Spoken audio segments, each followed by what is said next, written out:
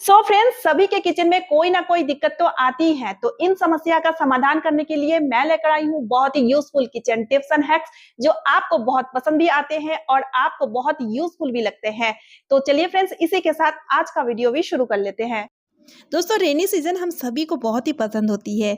लेकिन इस सीजन में हमारी गृहस्थी के काफ़ी सारी चीज़ों की बर्बादी भी होती है। जैसे कि सब्जी फल वगैरह को जब हम मार्केट से ले आते हैं ना, तो इन सब्जियों को हम ज़्यादा दिन स्टोर करके नहीं रख पाते हैं। ये जल्दी सड़ जाता है, सूखता नहीं है लेकिन सड़ता ज़रूर है। फ्रिज में रखते हैं फिर भी इस तरह से सब्जी बहुत ही जल्दी सड़ जाते हैं। तो ऐसा क्यों होता है? क्योंकि बारिश का जो पानी है ना, वो सब्जी में या फल में लगता है, जो बहुत ही नुकसानदायक होता है। तो इसीलिए इस तरह से बारिश के दिनों में सब्जी और फल एकदम से सड़ने लगता है। तो इसको किस तरह से हम स्टोर करके रखें ताकि ये लंबे टाइम तक सेफ रहे, सही रहे, फ्रेश रहे। इसके लिए सबसे पहला काम आपको जो करना है, तो फल और सब्जियों को घर में लाने के बाद नमक पानी से इसको अच्छी तरीके से धो लीजिए। धोने के बाद आपको क्या करना है, इस तरह का किचन टॉवल या कॉटन के कपड़े की मदद से सब्जियों को या फल को अच्छी तरीके से पोंछ लीजिए। पोंछने से क्या होगा, इसमें लगी हुई जितनी भी नमी रहेगा या मॉइस्चर रहेगा ना, वो अच्छी तरीके से सूख जाएगा। अब देखिए, अंदर का जो नमी है उसको भी सुखाना जरूरी है। तो इसके लिए आपको और एक काम करना होगा,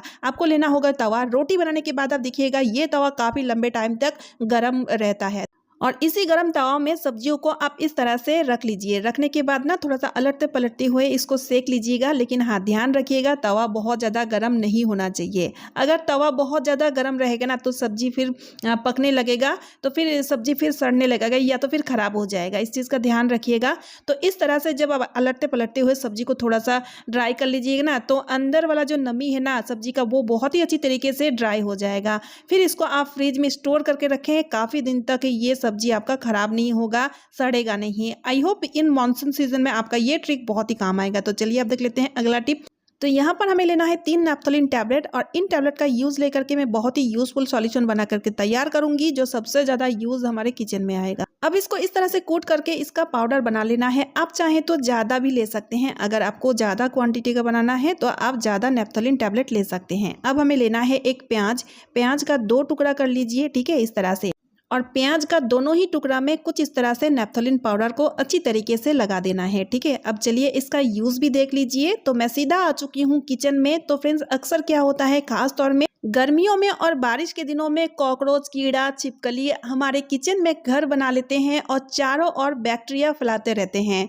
तो ऐसा ना हो, इसके लिए आप क्या कीजिए, ये जो सॉल्यूशन है ना, इसको इस तरह से खिड़की के सामने रखा करें, ताकि इन खिड़कियों में से वो लोग किचन में बिल्कुल भी एंट्री ना कर पाएं। अब दूसरा काम ये कर सकते हैं, जो आधा टुकड़ा सॉल्यूशन हमने बचा के रखे हैं ना, उसको आप ले लीजिए और ख़ास तौर में जहाँ पर आप गैस स्टोव को रखते हैं उसका आसपास का जो वाल है ना, वहाँ पर इस तरह से इस सॉल्यूशन को रगड़ देना है, यानी कि वाल पे अच्छी तरीके से इस सॉल्यूशन को लगा देना है। इससे क्या होगा, खास तौर में जब हम रात के टाइम खाना पीना खा लेते हैं, उसके बाद जब हम सोने जाते हैं ना, तो उसी टाइम छिपकली वगैरह आने लगता है और पूरा ही गैस स्टोव में या आसपास का जो जगह होता है ना गैस स्टोव का, वहाँ पे घूमती रहती है, जो बहुत ही अनहाइजीनिक है। खाना बनाते टाइम हम गलती से कड़छी वगैरह फिर गैस स्टोव में रख देते हैं।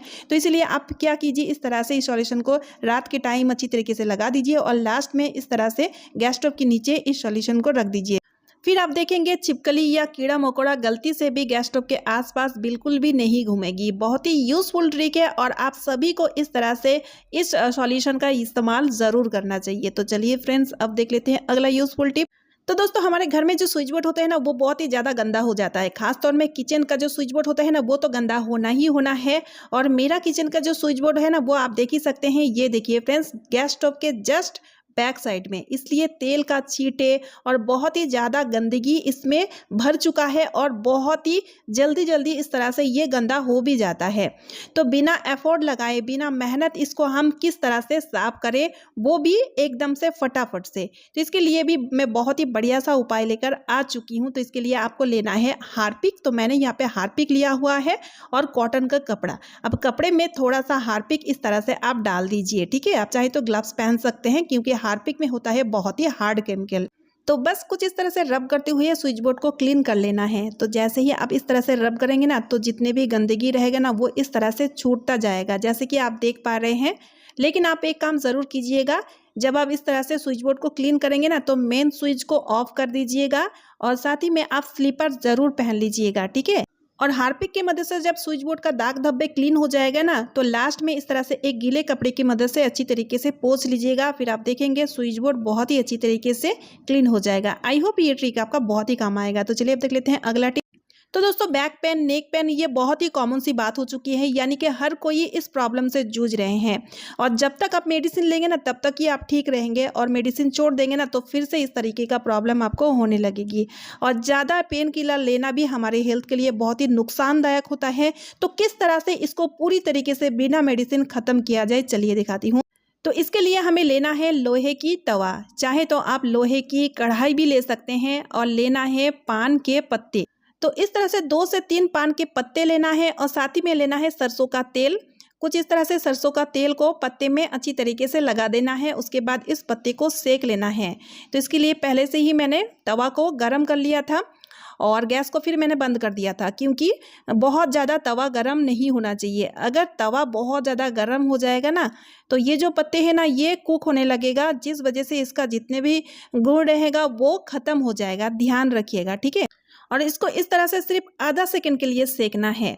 सॉल्यूशन अब देखिए पूरी तरीके से तैयार हो चुका है। अब इसको यूज़ किस तरह से करना है, जब इसको यूज़ करेंगे ना तो सिर पे से पीलो को हटा दीजिएगा, और फिर पत्ते को कुछ इस तरह से पिट में रख लेना है। फिर आपको लेना है बेलन, और बेलन को लेकर के ना देखिए कुछ इस तरह से हल्के हाथों से चलाना है। इससे क्या होगा, ब्लड सर्कुलेशन बहुत ही अच्छी तरीके से होगा, और साथ ही में पत्ते का जितने भी गुण रहेगा ना वो भी मिलता रहेगा। और जहाँ पर ज़्यादा पेन है ना वहाँ पर पर्टिकुलर उस जगह में बेलन को थोड़ा सा ज़्यादा चला लीजिएगा। वैसे तो आप पूरा ही पीठ में बेलन को इस तरह से चला लीजिएगा ना तो ब्लड सर्कुलेशन बहुत ही अच्छी तरीके से होगा, जिस कारण धीरे धीरे करके बैक पेन, नेक पेन पूरी तरीके से ख़त्म हो जाएगा बिना मेडिसिन। और दोस्तों ये आजमाया हुआ ट्रिक है। अगर आप भी इस तरीके का प्रॉब्लम से जूझ रहे हैं तो आपके लिए ये ट्रिक बहुत ही ज़्यादा फायदेमंद रहेगा। सो फ्रेंड्स आज का वीडियो मैं यहीं पे एंड कर रही हूँ। आई होप आप सभी को आज का वीडियो यूजफुल लगा है। वीडियो यूजफुल लगने पे वीडियो को ज़्यादा से ज़्यादा शेयर कर दीजिएगा, साथ ही साथ एक लाइक कर दीजिएगा। चैनल पर न्यू यानी कि पहली बार आए हैं तो चैनल को सब्सक्राइब जरूर कर लीजिएगा। तो चलिए मिलती हूँ नेक्स्ट वीडियो में। Bye friends and thanks for watching.